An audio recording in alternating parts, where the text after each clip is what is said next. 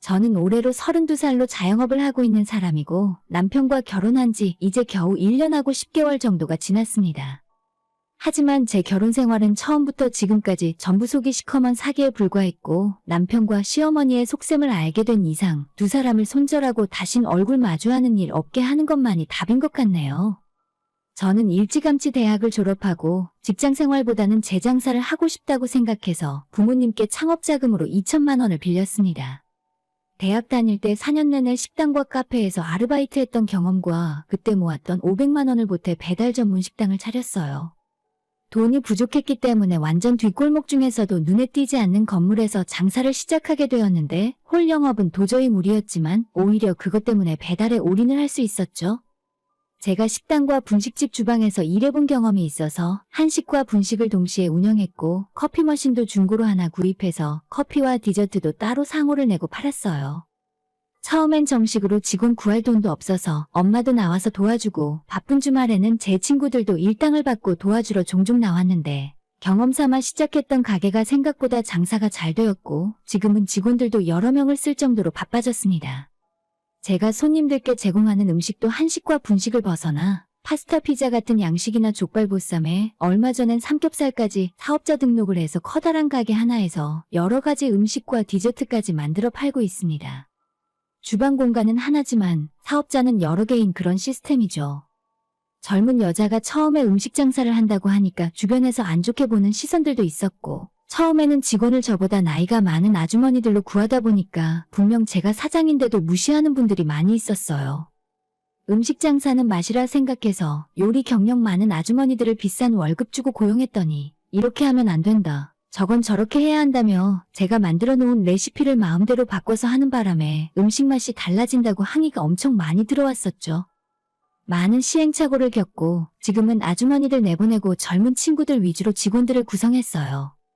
어차피 제가 소스나 재료 배합을 문서로 만들어서 직원들에게 교육을 하기 때문에 손맛이 중요한 장사는 아니더라고요.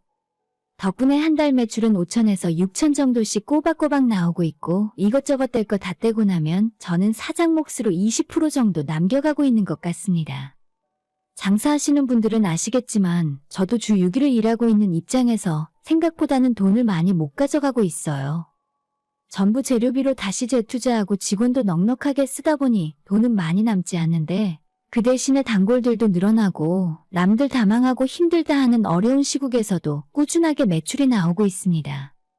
엄청 많은 돈을 벌고 있는 건 아니지만 그래도 제 또래 회사 다니는 친구들에 비해서는 적지 않은 돈이고 24살 때부터 지금까지 일만 하고 돈 쓸 시간 놀 시간도 없이 살았더니 그동안 제 통장에는 돈이 차곡차곡 쌓여갔어요. 재테크의 재자도 모르고 식당에서 장사하고 일만 할 줄 아는 제가 그 돈으로 주식을 하겠습니까? 아니면 코인에 투자를 하겠습니까? 처음에 돈을 벌면 버는 대로 통장에 쌓아두고 신경도 못 쓰고 있었더니 부모님이 돈을 가만히 썩혀두지 말고 차라리 나중에 시집갈 때 대비해서 집이라도 하나 사두라고 해서 28살 나이에 전세 끼고 6억 조금 못 되는 아파트를 하나 샀어요. 저는 당장 부모님 집에서 살고 있으니 그 집에서 살 이유도 없었고 결혼할 남자는커녕 장사 시작한 뒤로 만나는 남자가 하나도 없었기 때문에 일단 집이라도 사놓으면 나중에 시세 차익을 얻든 남자를 만나서 신혼집을 차리든 어떻게든 되겠지라는 생각이었죠. 하지만 농담 반 진담 반으로 결혼 준비 겸해서 집을 사뒀더니 생각지도 못하게 인연이 생겨서 연애를 시작하게 되었고 눈이 맞아 1년 만에 결혼까지 하게 되었습니다. 정말 집신도 짝이 있다고 몇 년 동안 연애 한 번 못하고 주변에 멀쩡한 남자 하나 없다가 아파트를 등기치고 석 달도 안 지나서 저 좋다고 따라다니는 남자가 하늘에서 뚝 떨어지더라고요. 그렇게 연애 1년 짧게 마치고 바로 결혼해서 같이 살게 되었는데 당연히 집은 제가 사둔 아파트에서 시작하게 되었고 전세금 빼주면서 당시에 제가 가진 돈이 좀 부족해서 1억은 담보대출을 받았어요. 남편은 저보다 5살이 많은 평범한 직장인이었고 저처럼 20대 중반에 대학 졸업하고 식당을 하다가 2년 만에 망해서 폐업하고 현재까지 중소기업을 다니고 있었습니다. 시아버님은 남편 군대 갔을 때 돌아가셨고 결혼 전에는 홀어머니 모시고 둘이 살고 있었어요. 그래서 그런지 평소 어른들에게 깍듯하게 잘하고 정이 많은 착한 남자였습니다. 아니, 그런 것처럼 보였습니다. 효자도 그런 효자가 없어서 저희 연애할 때 데이트하면서 맛있는 거 먹으러 가면 반드시 1인분은 추가로 포장해서 집에 계시는 어머님을 가져다 드리더라고요.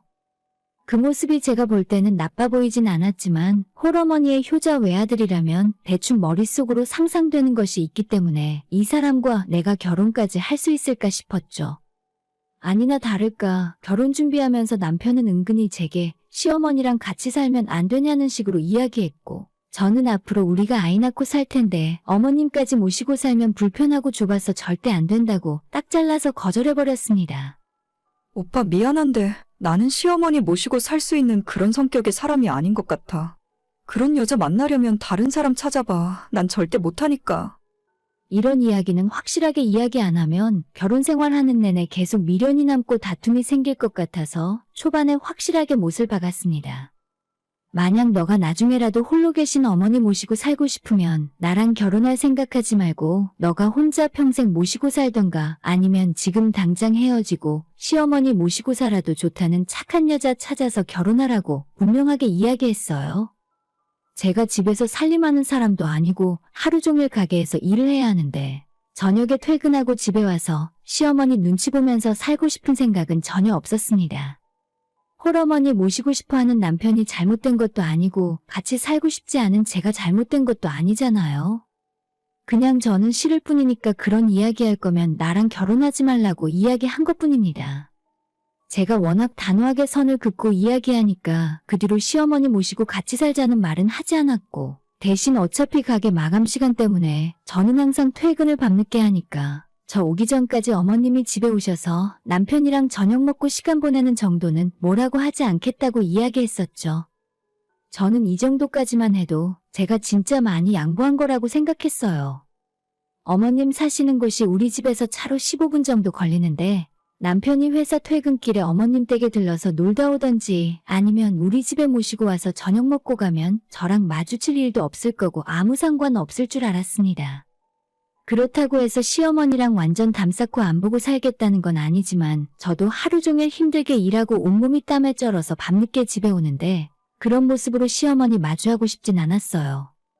남편이 얼마든지 시어머니를 집에 데려와도 괜찮은데 다만 제가 퇴근하기 전에 집에 모셔다 드려서 저랑 마주치지만 않게 해달라고 이야기했었죠. 어차피 모시고 살지는 못하니까 이 정도까진 내가 양보해야겠다는 생각이었습니다. 남편도 제 말에 동의했고 앞으로 절대 모시고 살자는 요구는 안 하겠다고 해서 결혼식을 올리게 되었어요. 제가 미리 사둔 집에 전세 살던 세입자를 내보내고 남편이 혼수를 맞춰서 들어왔어요. 사실 혼수를 남편이 맞췄다고는 하지만 모아둔 돈도 별로 없었기 때문에 카드를 많이 사용했고 결혼하고 나서도 6개월 정도 카드값 갚느라고 남편 월급의 대부분을 사용했습니다. 사실 결혼 전에 시댁에서 시어머니가 혼수 보태주겠다고 2천만 원을 지원하겠다 말씀하셨는데 시댁 사정 뻔히 알고 있는 상황에서 그 돈을 어떻게 받겠어요? 남편에게 그 돈 차라리 받지 말라 하고 일단 남편 카드로 긁고 알아서 돈 갚으라고 했었죠. 어차피 은행 대출은 제 집이니까 제가 갚으면 되고 생활비는 별로 돈 나갈 것도 없겠더라고요. 남편 버는 돈에서 결혼하기 전부터 있었던 본인 빚 갚고 혼수 맞춘 카드값 갚고 시어머니 용돈 드리고 나면 겨우겨우 남편 용돈 정도 남았습니다. 그래도 저는 상관없었고 어차피 남편에게 경제력으로 대단한 기대를 한 건 아니라서 크게 신경 쓰지 않았어요. 지금까지 남자를 몇 번 만나본 적도 없었고 사랑하는 사이에서 계산적으로 상대가 얼마를 썼는지 따져가며 머리 굴리고 싶지 않았기 때문에 사람 착한 것 하나 보고 결혼해버렸죠. 그렇게 결혼하고 나서 최근까지도 시어머니가 우리 집에 자주 찾아오셨습니다. 어차피 저는 일하는 날이면 오전에 일찍 출근하고 밤늦게 집에 돌아왔기 때문에 사실 어머님이 제가 없는 동안 집에 오시던 말던 제 눈에만 안 보이면 별로 상관하지 않았었죠. 제가 10시쯤에 출근하고 나면 낮에 비어있는 집 비밀번호 누르고 들어오셔서 저희 집 주방에서 반찬도 만드시고 빨래와 청소도 하고 저녁에 남편 퇴근할 때까지 그렇게 계시다가 같이 저녁 드시고 8시, 9시쯤에 댁으로 돌아가신다고 들었어요. 솔직히 어머님이 안방 화장실 청소까지 싹 해주시고 제 속옷 빨래까지 다 해주시는데 민망한 마음도 들었지만 감사하기도 했습니다. 제가 집에 돌아오면 너무 피곤해서 도저히 집안일을 할 정도 상황이 아니었거든요. 알아서 해주시니 고마웠고 저도 그 마음을 남편 통해서 용돈으로 종종 전해드렸습니다. 이런 결혼 생활이 오래 계속되면서 사실상 내 집이고 신혼집인데 남편과 제가 있는 시간보다 어머님과 남편이 있는 시간이 훨씬 길었습니다. 제가 밤늦게 퇴근하고 집에 돌아오면 다음날 아침 출근해야 하는 남편은 잘 시간이고 제가 직업상 늦게 자고 8시쯤 눈을 뜨면 남편은 이미 출근해버리고 없었거든요. 저는 장사를 하고 남편은 직장 생활을 하다 보니 서로 휴일을 맞추기도 힘들었고 한 집에서 같이 살긴 했지만 자연스럽게 부부가 대화를 하면서 서로의 생각을 알아갈 시간이 부족해져만 갔습니다. 지금 와서 생각해보면 어머님과 남편이 사는 집에 제가 끼어들어서 잠만 자고 나가는 것처럼 느껴지지만 당시에는 별 생각 없이 지냈어요. 남편과 얼굴을 많이 볼 수는 없었지만 왠지 모를 안정감도 들었고 집안일도 어머님이 다 해주시는 덕분에 생활 자체도 불편함이 없었거든요. 하지만 제가 그렇게 마음 놓고 지내는 사이에 남편과 시어머니는 뒤에서 저 몰래 차근차근 다른 속셈을 꾸미고 있었어요. 제 기억으로는 지난 연말부터 갑자기 남편이 저한테 시어머니 덕분에 생활하기 너무 편하지 않냐고 이야기하더라고요. 우리 엄마가 왔다 가면서 집안일 신경 쓸 것도 없으니까 솔직히 당신도 편하지. 일에만 집중할 수 있고 지금까지 한 번도 마주치고 불편하게 한 적도 없잖아. 그런 식으로 몰아가는 이야기를 꾸준하게 재개하고 은근히 시어머님이랑 한 집에 살아도 불편함이 없을 거라는 식으로 세뇌하려고 했어요. 하지만 그때는 저도 결혼하고 난 뒤로 시어머니가 제 집에 들락거리는 것이 생각보다 나쁘지 않아서 그냥 앞으로도 계속 이렇게만 지내면 좋겠다는 식으로 대답하고 넘어갔습니다. 그러나 제가 생각하는 것과 남편과 시어머니가 생각하는 것이 완전 달랐었고 저는 얼마 지나지 않아서 남편이 왜 그때 나한테 그런 소리를 했는지 알게 되었습니다. 정말 생각지도 못했는데 어느 날 퇴근하고 집에 돌아와 보니 어머님이 그 시간까지 안 돌아가시고 집에 그대로 계셨습니다. 어머님 오늘은 주무시고 가세요? 미리 말씀하셨으면 작은 방에 이부자리 준비해놨을 텐데. 저도 그렇게까지 정없이 빡빡하게 굴 생각은 없어서 어쩌다 하루 정도는 어머님이 자고 가실 수도 있겠다는 생각을 하고 있었습니다. 그런데 제 말에 어머님은 이리 와서 앉아보라며 남편과 셋이 앉아 처음으로 진지한 이야기를 하게 되었어요. 어머님은 지금 사시는 집을 부동산에 내놨다 하셨습니다. 내가 우리 아들이 장가가니까 나 혼자서 방 2개짜리 집에서 살 필요가 없겠더라. 혼자 살 만한 곳으로 이사 가려고 부동산에 집 내놨어. 근데 집에 혼자 있으려니 집 보러 오는 사람들이 문을 열고 들어오니까 여간 불편한 게 아니더라. 조만간 집 나갈 때까지 이 집에 며칠만 있어도 될까? 갑자기 당황스러운 이야기였지만 완전히 이해 못할 상황은 아니었기 때문에 편하게 하시라고 저희 집 작은 방 하나를 내어드렸어요. 어머님 사시는 집이 조금 오래된 빌라였는데 남편 대학 다닐 때부터 15년 가까이 계속 살아온 집이라 하더라고요. 집이 낡긴 했어도 집주인이 좋은 사람이고 전세금도 지금까지 딱 한 번만 올려받아서 주변 시세보다 훨씬 저렴한 집이었는데 갑자기 그 집을 왜 내놓고 이사 가려고 하는지 사실 이해는 가지 않았어요. 하지만 그게 다 계획대로 짜여진 각본이었고 어머님을 집에 들인 건 제가 스스로 제 무덤을 파는 결과를 불러왔습니다. 어머님이 우리 집에 들어오시고 나서 가장 먼저 달라진 점은 퇴근하고 집에 들어왔을 때 어머님이 저를 반겨주셨고 오늘도 장사하고 일하느라 고생했다며 밥은 먹고 왔냐고 물어보시는 등 이래저래 신경을 많이 써주셨어요. 지금 생각해보면 제 눈치를 보고 계셨던 것 같은데 아무튼 아침 저녁으로 시어머니의 수발을 받으며 출근하고 퇴근했습니다. 아무리 잘해주셔도 역시나 시모는 시모라서 불편한 건 어쩔 수 없는 일이었고 하루라도 빨리 이사갈 집이 결정되어 어머님이 나가시길 바라고 있었죠. 어머님이 저희 집에 들어오고 보름 정도 지났을 때 퇴근하고 집에 와서 현관문을 열었는데 거실에 못 보던 가구가 보이고 이삿짐 파란 박스들이 쌓여 있었습니다. 이게 다 뭔가 싶었고 남편과 어머님에게 저게 뭐냐고 물어봤더니 남편이 하는 말이 어머님 집이 계약이 되어서 오늘 짐을 다 뺐고 대신 아직 살 집은 정해지지 않아서 당분간 이삿짐을 우리 집에 두고 있어야 할 것 같다 했습니다. 그전부터 조금 이상한 낌새는 있었지만 제가 바보도 아니고 어머님 이삿짐까지 우리 집으로 들고 들어오는 이 상황에서 뭔가 일이 잘못 돌아가고 있다는 걸 눈치 못 챌 정도로 멍청하진 않았어요. 결국 남편을 따로 불러서 어떻게 된 일인지 지금 사실대로 이야기하지 않으면 나중엔 절대 용서 안 할 거라고 이야기했더니 남편 하는 말이 가관이었습니다. 근데 우리 엄마랑 같이 살면 너도 편하잖아. 나도 엄마 혼자 사는 거 마음 아파서 더는 못 보겠어. 우리 엄마가 당신한테 얼마나 잘하시는지 이젠 알잖아. 시집살이 시킬 것도 아니고 기왕 이렇게 된 거 같이 살자. 설마 했는데 그 설마가 역시더라고요. 그때부터 남편과 제가 언성이 조금씩 높아지기 시작했습니다. 내가 결혼하기 전에 절대로 어머님이랑 합가하는 일은 없을 거라고 못을 박지 않았어? 어떻게 나한테 한마디 상의도 없이 당신 마음대로 이런 일을 정해? 남편은 매일 밤늦게 어머님을 집에 모셔다 드릴 때마다 마음이 너무 좋지 않았다고 하네요. 자기 엄마는 본인이 알아서 챙길 거라며 저는 그냥 지금처럼 모르는 척 지내면 된다는데 남편이 뭔가 잊은 게 하나 있는데 이 집은 99%도 아니고 완전 100% 제 집이거든요. 제 돈으로 산 제 집이고 결혼하고 나서도 이 집에 대한 대출금이나 관리비까지 저 혼자 부담하고 있었어요.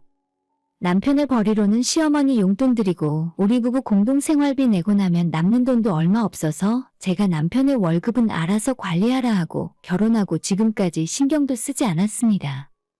애초에 결혼하고 한동안 본인 빚 갚고 할부로 혼수 구입한 거 갚느라 정신 없었거든요. 적어도 남편과 시댁 돈 한 푼 섞이지 않은 이 집에서 나에게 이래라 저래라 할 권리가 남편과 시모에게는 전혀 없었죠. 그렇게 안방에서 남편과 언성을 높이며 싸우고 있었는데 시어머니가 우리 부부의 싸우는 소리를 듣고 방문을 열고 들어오더니 갑자기 저를 혼내기 시작하셨어요. 야, 이년아, 너가 어떻게 나한테 이럴 수가 있니?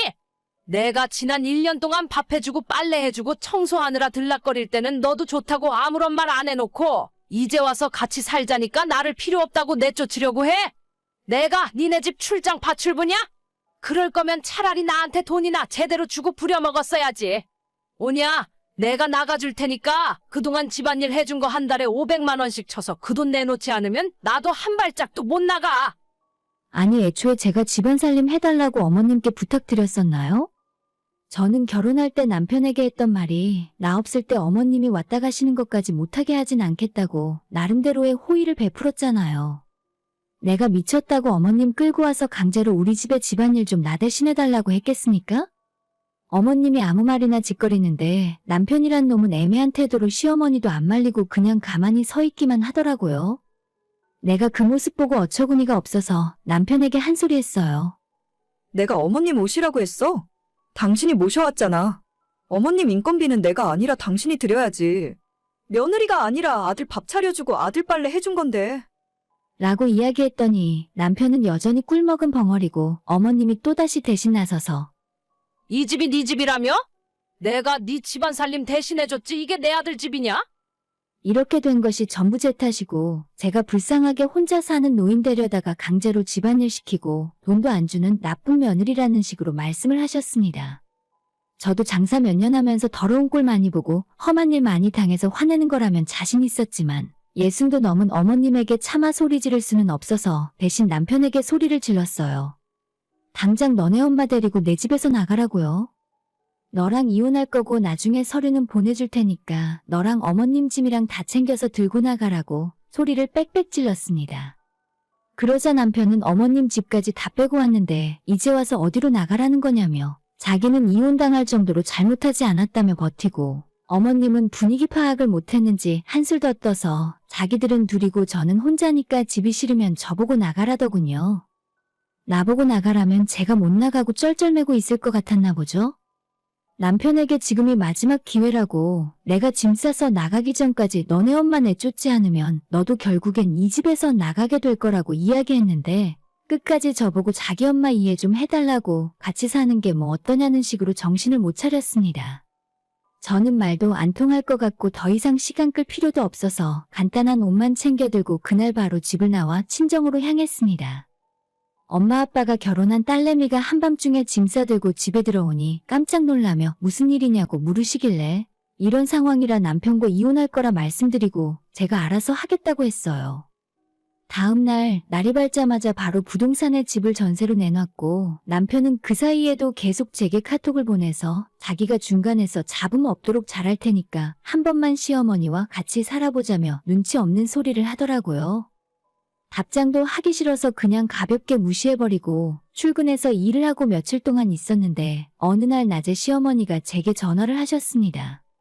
며느라, 이게 무슨 일이냐? 지금 집 보러 왔다고 사람이 찾아왔는데 너 설마 부동산에 집 내놨니? 라고 물어보시길래 집 내놓은 거 맞고 어머님도 빨리 서둘러서 아들이랑 새로 살 집 구해서 나가라고 했어요. 앞으로도 계속 안 나가시면 경찰에 신고할 거고 아드님이랑은 다른 이유가 아니라 어머님 때문에 이혼하는 거니까 진짜 두모자가 길바닥 나앉기 싫으시면 당장 내 집에서 나가서 집 구하러 다니시라고 했죠. 뭐 당연히 제게 독하다느니 자기가 돈 달라고 한 것 때문에 그런 거냐면서 그때는 잠깐 화가 나서 홧김에한 이야기일 뿐인데 이렇게까지 해야 직성이 풀리겠냐 하셨어요. 그러더니 이혼 생각은 하지도 말라며 그냥 어머님이 조용히 나가겠다고 하시더라고요. 하지만 그 말이 진짜 나가겠다는 말로 들리지도 않았고 본인이 이 정도까지 양보하는 소리를 했으면 너도 한 발 물러나서 잘못했다 하고 서로 같이 잘 살아보자는 말처럼 제게는 들렸습니다. 어차피 이번 일이 있고 나서 남편과 결혼 생활을 계속할 생각은 진작 사라졌거든요.